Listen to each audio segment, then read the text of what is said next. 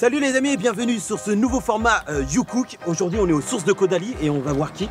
On va voir le chef Nicolas Mas qui a 2 étoiles au guide Michelin. Je sens qu'on va apprendre des trucs les gars. Ah, ça, on va visiter. Allez, let's go.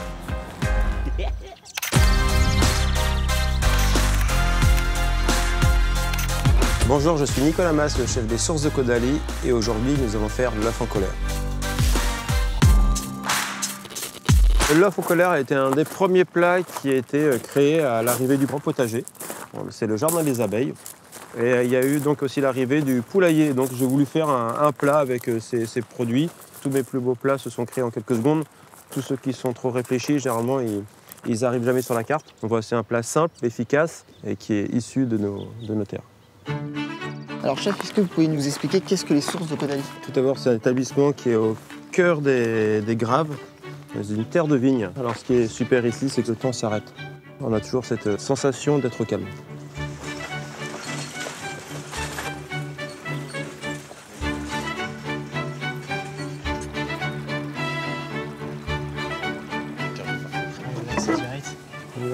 Waouh. Ah oui. Ah oui. C'est habité là. Voilà, il y a un petit peu de monde. Donc ce qu'on va faire ensuite, c'est un œuf en colère. Un œuf en colère, c'est pas la poule qui est en colère, mais à mon avis, elle sera pas très contente de... Elle a l'air. Alors ce qu'on va faire maintenant, c'est déjà aller chercher son œuf. Patrick. Comme ça. Allez, derrière là. Allez, comment ils sont? Tends la main, tends la main. Allez Patrick, Je demande madame. T'as peur de une poule là. Mais tous les jours il y a quelqu'un qui fait ça? Ah oui. Mais non. Allez Patrick. Il est venu Allez. À vous. C'est mon œuf. Ah ouais. Et il en reste deux. Il y en a un qui est bien, qui est pas très propre. Elle est autour maintenant. Elle est habituée de toute façon. Voilà. On y va? Allez, c'est parti. Allez. Go. On va commencer par le début. On va laver les feuilles de blette. Quelqu'un s'y colle? Allez. Tous les trois. Alors j'ai mis 2 casseroles à bouillir. Une pour la cuisson des œufs et une pour la cuisson des blettes. Plus les feuilles sont grandes, plus la blette sera amère. L'amertume, la cuisine, c'est bien, mais on préfère la maîtriser. Donc moi, je prends le choix en tous les cas de ramasser les légumes ou les feuilles très jeunes. Et donc pour les ramasser, ils vont les cueillir. Voilà, on les casse délicatement à la base. Hop. Et ensuite, elles vont repousser systématiquement derrière. Parce que si vous êtes trop radical, elles repoussent. On va voir les feuilles d'épinards. Là, on va ramasser les feuilles très jeunes également. Et c'est celles-ci qui seront mélangées à la chlorophylle de blette.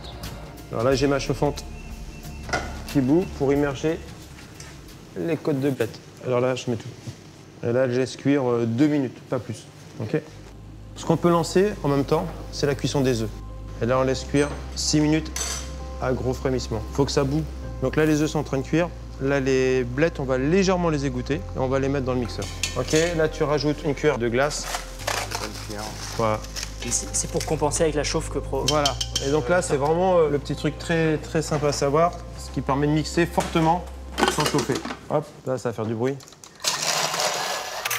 Et comment du coup on arrive à avoir des étoiles justement C'est connaître sa cuisine, s'inspirer des lieux, l'environnement, être une cuisine qui a du sens, basée sur le produit, et c'est d'avoir sa propre identité.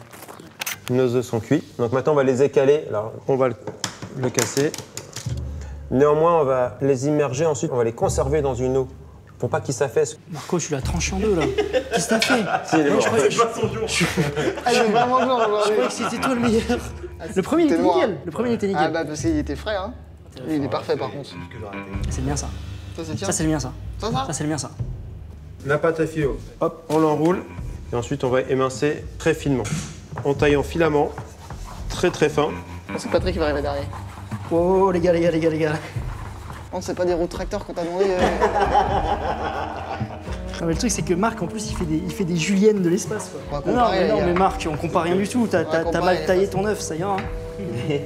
C'est bien là hein. Non. C'est magnifique. Ce qui est important, c'est de sécher l'œuf.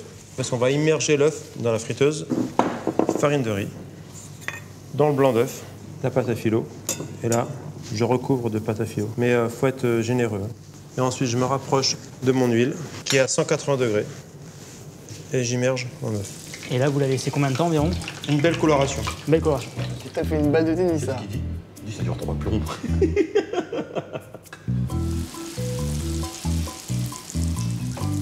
Ça va, chef, comme ça? C'est parfait. Hein. Ah, il est vraiment en colère là. Ouais, alors j'ai fait une petite coupe de cheveux quand même. Et là, on va dresser. Et là, on va dresser l'assiette. Attention. Et du coup, chef, est-ce que vous pouvez nous expliquer les grandes différences entre la cuisine, on va dire, classique de restaurant, de bistrot et la cuisine gastronomique? Une cuisine gastronomique, c'est une cuisine avec une identité peut-être, comme je vous l'expliquais, un peu plus forte. Après, une cuisine plus classique, qui peut être une cuisine bistronomique ou brasserie haut de gamme. On peut travailler avec la même passion, les mêmes produits, mais juste l'expérience, elle sera différente.